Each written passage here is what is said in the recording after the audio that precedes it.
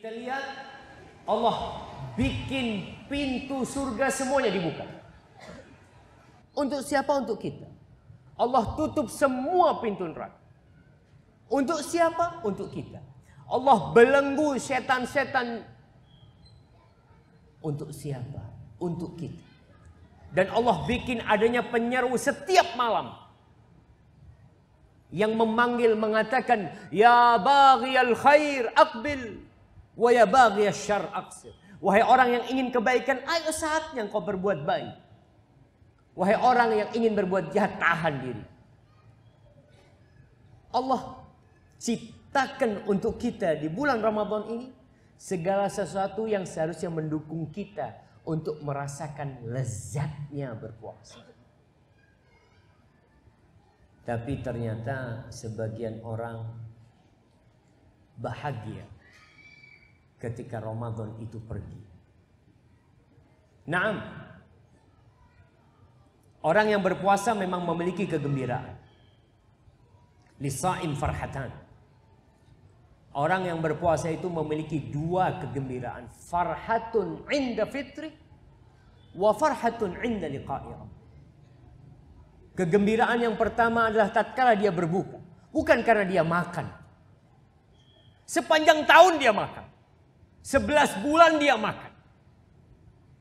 Tapi ada satu kebahagiaan tatkala dia merasakan kelezatan puasa ini, Allah berikan taufik kepadanya, dia bisa menahan lapar dan haus, menahan syahwat selama sebulan penuh. Dari fajar sampai matahari tenggelam.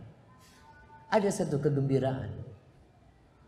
Sehingga selesai puasa, Allah mengatakan walitukabbirullaha ala ma hadakum wa la'allakum tashkurun. Agar kalian bertakbir mengagungkan Allah Azza wa Jalla, mengatakan Allahu Akbar, Allahu Akbar, Allahu Akbar, la ilaha illallah wallahu akbar, Allahu Akbar walillahil hamd. Pujian buat Allah Azza wa Jalla, bukan karena engkau bisa makan, tapi karena ada taufik. Di mana sebagian orang tidak Allah berikan petunjuk kepada mereka. Sebagian di antara mereka hanya berpuasa 10 hari pertama. Bahkan ada yang 3 hari pertama. Ada yang puasa tapi tidak sholat. Ada yang berpuasa tapi masuk malam-malam terakhir, semangat dia semakin kendur. Dia sudah merasakan kelelahan, capek berpuasa. Dia ingin berakhir. Kenapa engkau ingin berakhir? Karena kita belum merasakan lezatnya puasa. Kegembiraan yang kedua adalah wa farhatun inda liqa'i rabbih. Kebahagiaan tatkala berjumpa dengan Allah Azza wa Jalla.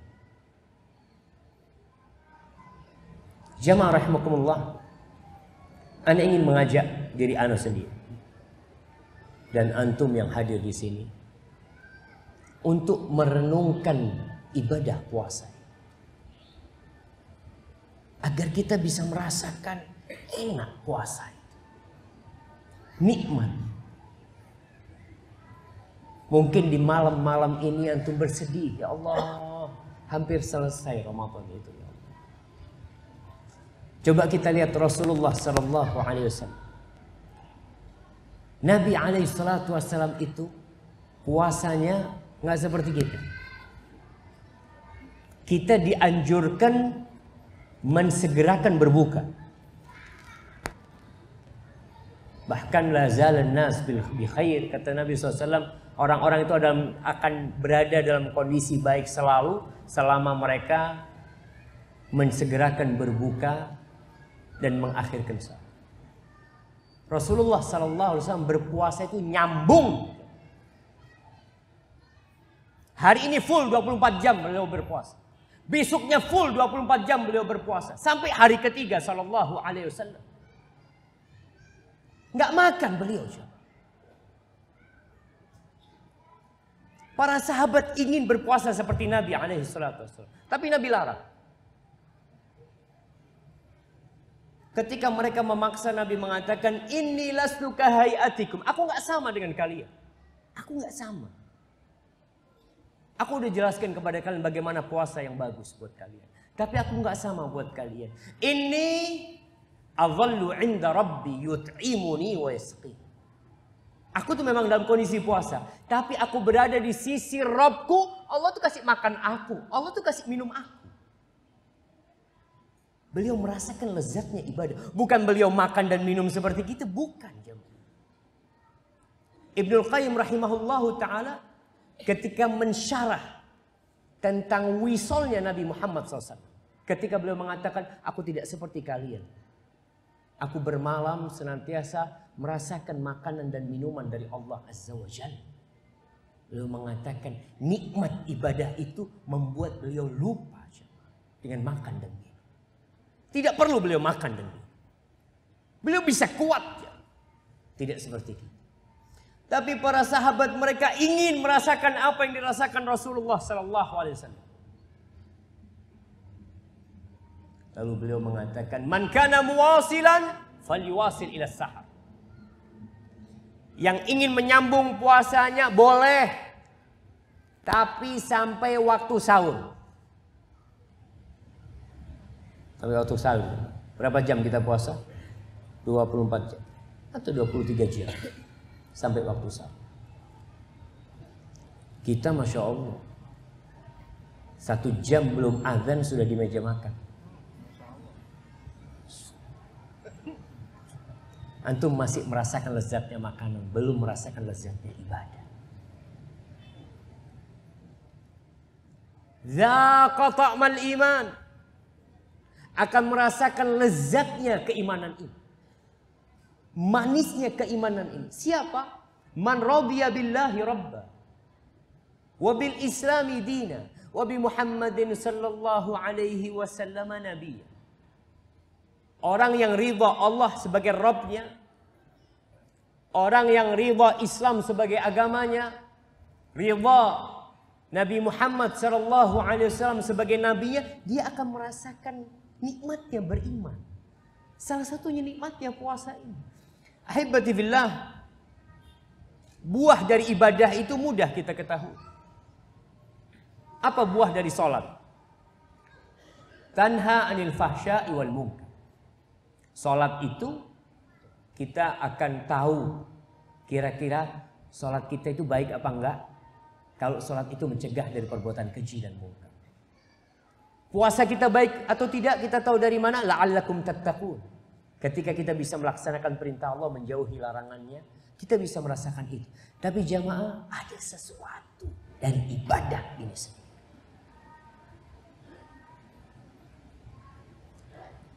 Bukan sekedar melaksanakan perintah dan menjauhi larangan, tapi berlezat-lezat beribadah pada Allah Azza wa Jalla. Gimana Rasul Sallallahu Alaihi Wasallam bisa wisol, puasa menyambung? Bagaimana Rasulullah Sallallahu Alaihi Wasallam bisa mengatakan kepada Bilal, "Qum ya Bilal, fa'arihna bis shalah." Bilal, bangun Bilal, bikin kita itu beristirahat dengan sholat. Gimana ketika antum jadi makmum, lalu imamnya membaca Alif Lam Mim, ya Allah, ini yang Anda tunggu. Allahu Akbar, langsung ruku. Orang seharusnya ketika dengar Alif Lam Mim, ya Allah, kapan Anda sholat 1 rakaat bisa 1 juz? Antum bisa nggak ngerasakan nikmatnya kalau imam tadi baca 1 rakaat 1 juz? Mungkin tinggal berapa banyak di masjid ini. Mungkin besok langsung laporan ke ketua takmir, alafu Pak, Anda melakukan kesalahan fatal. Kesuwen. Subhanallah jemaah. Ada nikmat jemaah. Kenapa bisa kaki Rasul Sallallahu Alaihi Wasallam sampai bengkak jemaah? Kok beliau tidak merasakan sakitnya berdiri? Antum coba rasakan. Berdiri, yang nggak hafal Quran silahkan pegang mushaf sholat malam. Silahkan antum berdiri, antum buka mushaf itu. Katakan dalam hati antum, ya Allah, aku tidak akan rukuk kecuali Al-Baqarah selesai. Susah. Karena antum belum menikmati ibadah. Tapi orang yang menikmati ibadah, Allahu Akbar. Jangan 1 juz.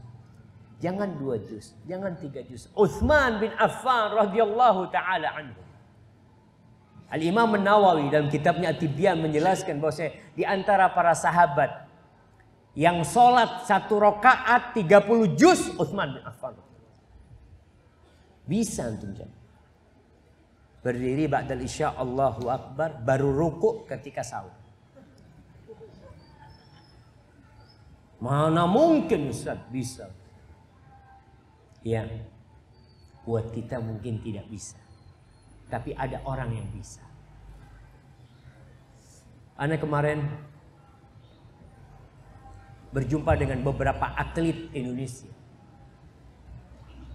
Di antaranya atlet yang dikenal dengan Iron Man.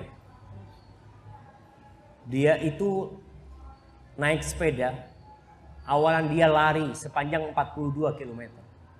Setelah itu naik sepeda sepanjang 180 km. Setelah itu berenang sepanjang 4 km. Ditempuh 17 jam. Ana ngomong, antum kuat. Kata dia. Iya, alhamdulillah. Terus ana tanya, antum dapat apa? Dapat senang. Dapat kelezatan. Dia bisa melakukan itu jam. Antum sekarang suruh lari 2 kilo. Ngos-ngosan. Apalagi kalau tahu nggak dikasih apa-apa. Dikasih apa-apa aja belum tentu ikut. Ada lomba maraton 10 kilo. Siapa yang ikut? Yang seneng. Nah, di sini yang menyebabkan ibadah itu bisa nikmat ketika antum senang sama tuh ibadah.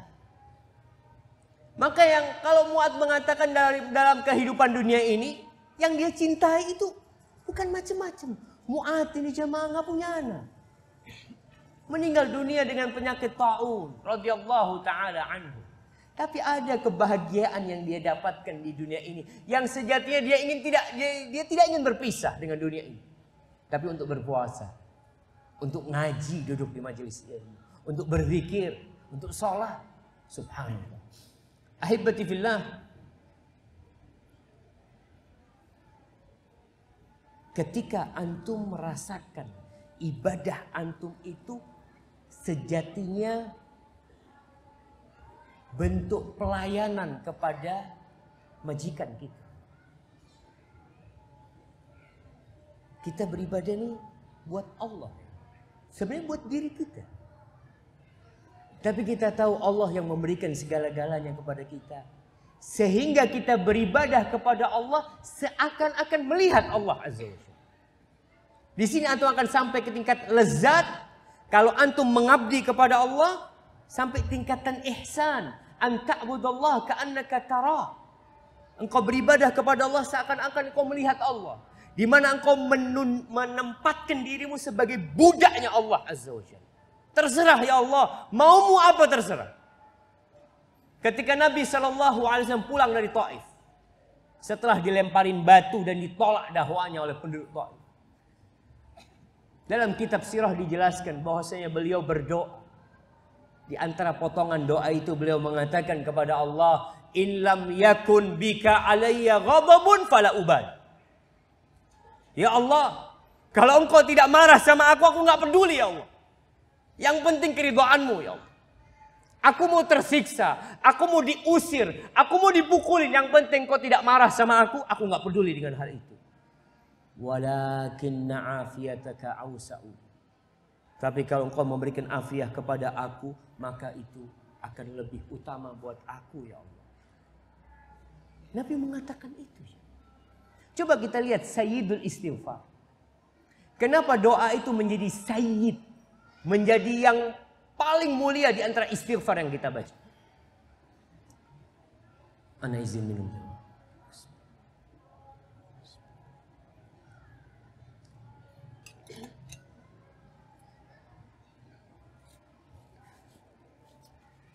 Alhamdulillah. Apa sayyidul istighfar? Allahumma anta rabbi wa ana abdi.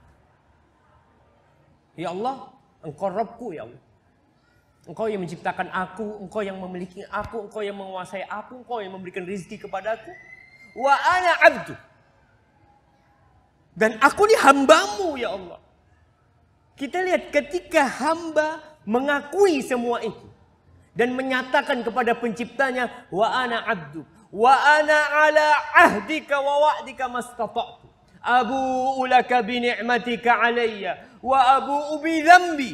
Faghfirli fa innahu la yaghfiru dzunub illa anta. Ketika hamba tahu dengan posisi dia. Antara dia sama Allah itu apa hubungannya?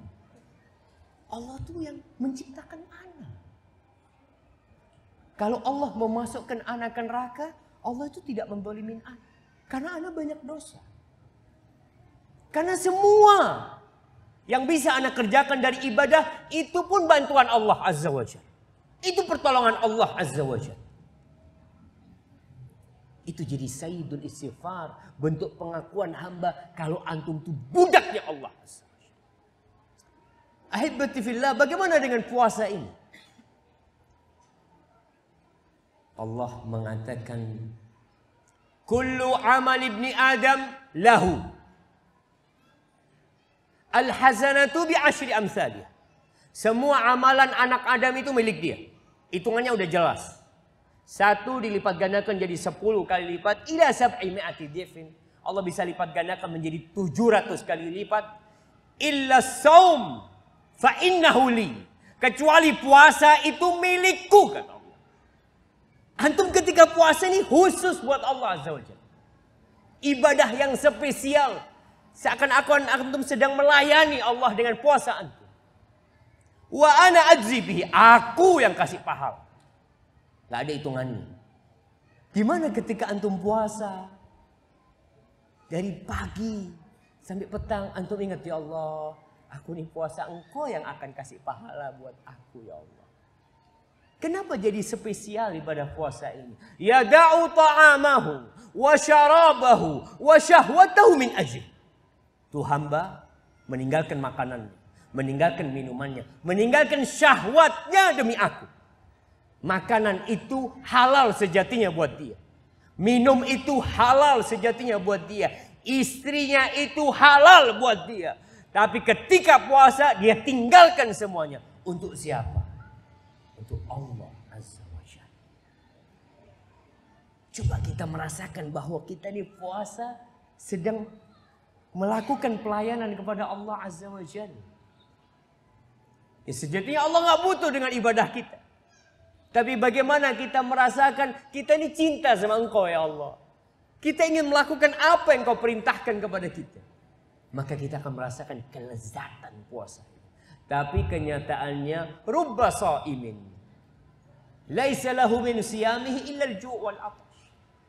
Banyak orang puasa, dia tidak dapat apa-apa dari puasanya kecuali lapar dan haus. Dia belum merasakan nikmatnya. Sehingga dia rasakan, aduh kok panas di noiki ya. Sekarang berbukanya tambah malam. Nggak ada berbukanya tambah malam, tetap jemaah. Berbuka itu matahari tenggelam. Mana mungkin berbukanya tambah malam? Antum berbuka Isya. Nabi SAW puasa wisol. Wisol jemaah. Karena ini sesuatu yang dinikmatin oleh Rasulullah SAW. Di sisa waktu yang ada. Besok malam 22. Coba kita mulai menumbuhkan perasaan ini. Beribadah kepada Allah seakan-akan kita melihat Allah sampai tingkatan ihsan. Yang antum tidak peduli lagi apapun yang akan terjadi Allah. Yang penting engkau cinta sama Allah. Dan ahibati billah, di 10 hari terakhir Allah bikin kondisi yang lebih spesial lagi. Apa? Allah letakkan sebuah bonus, yaitu Lailatul Qadar. Lailatul Qadri khairun min alfi syahr. Lailatul Qadar itu lebih baik dari 1000 bulan. Artinya seharusnya antum beribadah lebih semangat lagi. Yang pertama karena antum hamba Allah. Dan antum mengabdi kepada Allah Azza wa Jal. Dan Allah memberikan bonus buat kita 1 malam yang lebih baik dari 1000 bulan. Kenapa Rasul Sallallahu Alaihi Wasallam ketika masuk 10 hari terakhir, beliau kencangkan sarungnya. Beliau tinggalkan istrinya. Untuk Allah Azza wa Jalla. Lillahi Rabbil Alamin. Jad. Bersungguh-sungguh. Wa aiqadha ahlah. Keluarganya dibangunkan. Bahkan beliau bangunkan Aisyah. Beliau bangunkan Fatimah. Beliau bangunkan Ali bin Abi Thalib. Datang Rasul SAW ke rumahnya Ali bin Abi Thalib dan Fatimah. Ala tusalliyan. Kalian nggak sholat malam ini, bangun. Sallallahu alaihi wasallam. Dan beliau hidupkan malam. Kenapa? Karena Ramadan itu akan pergi. Malam-malam yang indah. Siang-siang yang panas. Yang membuat kita tahu dengan kondisi diri kita yang lemah. Yang membuat kita tahu kebutuhan kita kepada Allah Azza wa Jalla. Itu akan pergi. Dan antum tahu, kuda pacu itu ketika mendekati garis finish, dia semakin kencang. Karena hanya tersisa waktu sedikit untuk sampai garis finish. Untuk semua itu, maka berdoalah. Berdoa. Antum minta dibantu sama Allah Azza wa Jalla. Allahumma a'inni ala zikrika wa syukrika wa husni ibadati. Ihsan dalam beribadah. Gimana kita bisa beribadah ya Allah sampai tingkatan ihsan kepadamu ya Allah. Yang tidak merasa lagi kelelahan, bahkan capek jadi nikmat. Bengkaknya kaki Rasul sallallahu alaihi wasallam ketika Aisyah menangis melihat suaminya seperti itu. Ya Rasulullah. Bilal bin Rabah juga pernah menangis melihat Rasul sallallahu alaihi wasallam menangis jamaah. Sampai membasahi sarungnya, membasahi jenggotnya, membasahi tanah yang di depan Nabi Muhammad sallallahu alaihi wasallam. Bilal mengatakan, "Ya Rasulullah, qad ghafarallahu laka ma taqaddama min dzambik wa ma ta'akhkhar." Kenapa ya Rasul? Allah sudah ampuni dosa-dosamu yang lalu dan yang akan datang. Apa kata beliau? Afala akun abdan syakura. Apa enggak pantas aku menjadi hamba yang bersyukur? Udah dikasih Allah. Beliau ingin menikmatinya. Maka ahbatifillah, berdoa. Memohon kepada Allah Azza wa Jalla. Dan berjuang. Nih di malam-malam terakhir ini banyak godaan. Yang rame, ya bukan masjid. Tapi tempat yang paling dibenci oleh Allah Azza wa Jalla. Pasar itu ramai. Kenapa umat Islam kok di sana? Karena kelezatan mereka masih di sana. Tapi yang di masjid sudah merasakan kelezatan di sini. Ada yang iktikaf. Nggak mikir dia, HP-nya dia matikan. Dia sampaikan kepada keluarganya, ana baru balik insya Allah malam 1 Syawal. Makanan nggak usah pikirkan. Ana ngeliat, ya sudah 350 hari ana sibuk dengan dunia ana mau ke masjid. Subhanallah. Ada kelezatan yang didapatkan dan perlu perjuangan. Dan ketahuilah, Allah mengatakan walaula fadlullahi wa rahmatuhu ma zaka minkum min ahadin abad. Kalau bukan karena rahmat Allah dan karunia-Nya, tidak ada satu pun di antara kalian yang suci dan bersih. Walakin Allah yuzakki man yasha. Tapi Allah menyucikan siapa yang Allah kehendaki. Maka berdoalah semoga antum termasuk orang-orang yang disucikan sama Allah Azza wa Jalla. Dan jangan pernah sombong dengan amalannya, ujub dengan perbuatannya. Karena kita nggak tahu apakah ibadah kita diterima oleh Allah Azza wa Jalla atau tidak. Ini yang bisa Anda sampaikan pada kesempatan kali ini. Semoga memotivasi kita untuk jadi lebih baik. Apabila yang Anda sampaikan itu benar itu dari Allah Azza wa Jalla. Kalau ada yang salah dan kurang berkenan, itu dari diri Anda pribadi, Allah dan Rasulnya. Terbebaskan dari kesalahan itu. Anak tanya jawab. Hah? Ini anak sing tertulis ini. Nah, bagi perempuan, bisakah menggapai Lailatul Qadar tidak di masjid? Misalnya di rumah atau di tempat kerja dan lain-lain. Wallahi jamaah, kita dituntut beribadah dimanapun kita berada. Ittaqillah haitsuma kunt. Lailatul Qadar bukan hanya untuk yang iktikaf. Hanya saja ada kesempatan yang lebih besar untuk orang yang iktikaf. Lailatul Qadar ini misterius. Kita nggak tahu terjadi di malam keberapa. Bisa jadi sudah berlalu tadi malam, malam 21. Bisa jadi besok malam. Atau malam ini. Jadi memang harapan besar itu di malam ganjil. Tapi bukan berarti di malam genap itu tidak terjadi Lailatul Qadar. Harapan terbesar di malam-malam ganjil. Artinya antum ibadahnya jangan hanya di malam ganjil. Namun memang kalau capek lelah, usahakan malam ganjil itu malam 23, malam 25, malam 27 itu semangat. Malam 29 semangat beribadah. Usahakan. Kemudian bagi wanita tidak harus di masjid. Dan bagi lelaki pun tidak harus di masjid. Bisa jadi antum di rumah antum mendapatkan Lailatul Qadar. Man qama Lailatul Qadri imanan wa ihtisaban, ghufira lahu ma taqaddama min dhanbi. Barang siapa yang bangun salat ketika malam Lailatul Qadar, iman, dia melakukan itu karena keimanan. Ihtisaban, yakin dengan pahala yang Allah sediakan sehingga dia berharap pahala tersebut akan Allah ampuni dosa-dosa dia yang masa lalu. Jadi mungkin antum tidak salat di masjid. Umar bin Khattab radhiyallahu taala anhu setelah mengumpulkan para sahabat untuk salat tarawih di masjid, Umar nggak ikut salat tarawih. Umar di luar. Dia melihat orang-orang salat. Lalu Umar mengatakan walladzina yanamuna anha, dan yang sekarang tidur nggak ikut tarawih ini, tidur dia, habis isya dia tidur. Dan dia mungkin menanti tarawih nantinya di sepertiga malam akhir atau setengah malam. Itu lebih baik daripada yang tarawihnya duluan. Artinya dilaksanakan di rumah, nggak apa-apa. Di tempat kerja, mungkin perempuan yang datang bulan, yang dia tidak bisa sholat, ada zikir buat dia. Dia boleh membaca Al-Quran Karim tanpa menyentuh mushaf. Dia bisa beristighfar, dia bisa bersalawat kepada Nabi alaihi salatu wassalam. Dia bisa berbagi dengan orang-orang. Dia kirim makanan buat sahur. Di waktu sahur dia beristighfar, memohon kepada Allah Azza wa Jalla ampunan. Insyaallah dia pun bisa mendapatkan Lailatul Qadar. Hadza wallahu a'lam. Nah.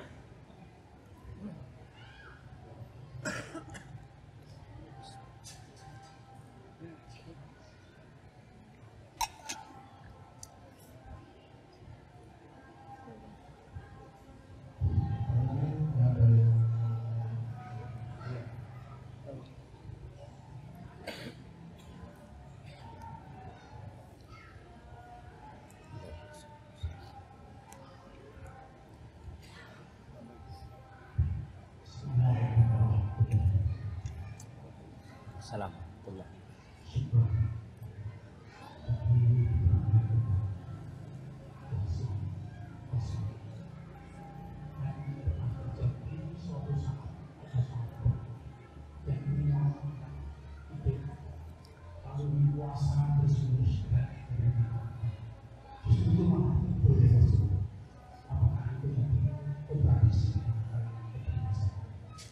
Gimana yang terakhir? Suaranya nggak jelas. Yang puasa dahar, ya. Kemudian pertanyaannya, barakallahu fiik.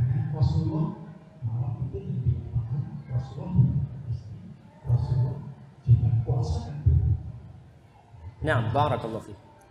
Iya. Wisol berbeda dengan puasa dahar. Puasa dahar itu puasa biasa. Puasa dari fajar terbit sampai matahari tenggelam. Tapi terus tidak berbuka. Artinya dia puasa biasa. Sedangkan puasa wisol ini nggak seperti puasa itu. Puasa 3 hari berturut-turut Nabi Muhammad SAW. Nggak berbuka. Jadi berbeda dengan puasa dahar. Puasa dahar dilarang sama Nabi Muhammad SAW. Beliau mengatakan puasa yang lebih baik adalah puasanya Nabi Daud alaihissalam. Tapi Nabi melakukan wisol. Disinilah para sahabat ingin merasakan apa yang dirasakan Nabi Muhammad SAW. Akhirnya karena melihat sahabat bersemangat untuk beribadah, beliau memperbolehkan. Beliau mengatakan man kana muwasilan falyuwasil ila sahar.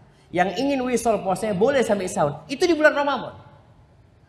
Jadi bukan di Syawal, Dzulqa'dah, bukan. Di bulan Ramadan pun kalau ada yang mau berbukanya waktu sahur boleh.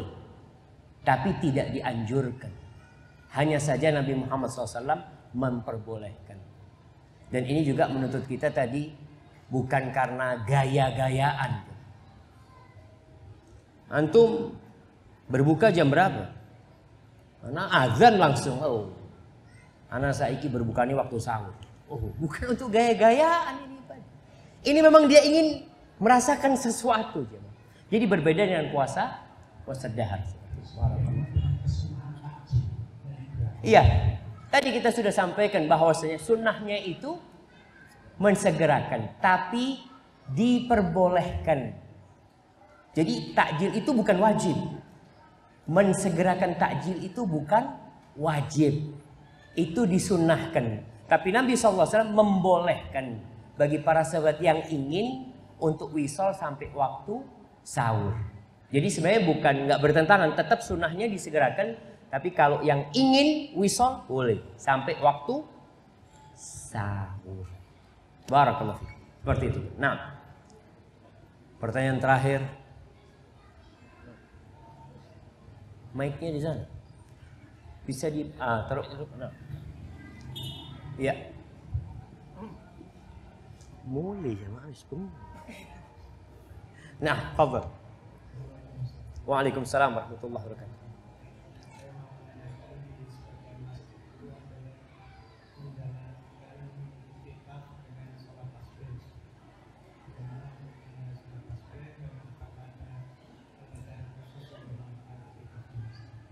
Nah, iya berkaitan dengan iktikaf di masjid, kita dianjurkan untuk memperbanyak ibadah.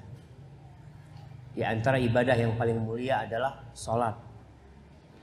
Sholat apa saja? Berkaitan dengan sholat tasbih, ada khilaf di antara para ulama masalah hadis yang berkaitan dengan sholat tasbih.